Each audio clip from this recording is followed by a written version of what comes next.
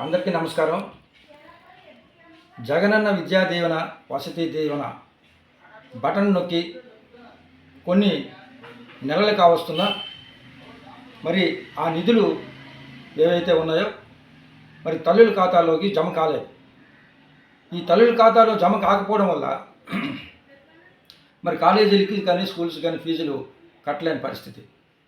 ఈ కట్టలేదని చెప్పి మరి సచివాలయాల నుంచి ఈ తల్లులకి నోటీసులు రావడం, చాలా ఇబ్బంది పాలు చేయడం, ఇది ఎంతవరకు సమంజసమనేసి ఈ జగన్మోహన్ రెడ్డి ప్రభుత్వాన్ని ప్రశ్నిస్తూ ఉన్నాం. మరి గతంలో ఇలా ఉండేది కాదు. ఫీజు రీయింబర్స్మెంట్ అంటే కళాశాలలకి ప్రభుత్వానికి నేరుగా అనుసంధానం అయి ఉండేది.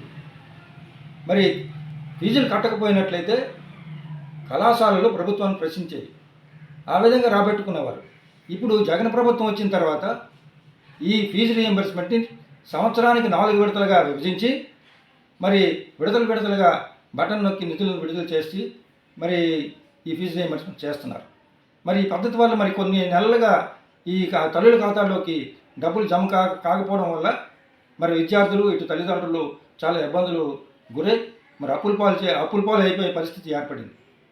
మరి ఈరోజు నోటీసులు నేరుగా ఆ తల్లికి రావడం చాలా సిగ్గుచేటు. మరి గతంలో మరి ఈ విధంగా ఉండేది కాదు. మరి జగన్మోహన్ రెడ్డి గారి ప్రభుత్వం దీని మీద తక్షణమే స్పందించి తగిన చర్యలు తీసుకోవాలని చెప్పి సందర్భం డిమాండ్ చేస్తా ఉన్నాం.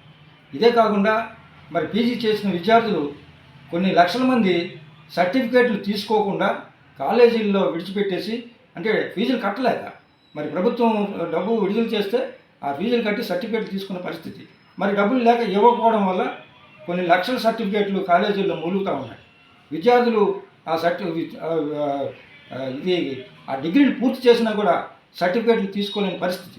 దీనివల్ల విద్యార్థులు చాలామంది రోడ్డెక్కి మరి నిరుద్యోగంతో చాలా ఇబ్బంది పడతా ఉన్నారు.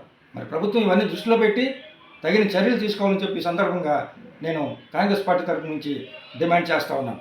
నా పేరు మోవల్ శ్రీనివాసరావు.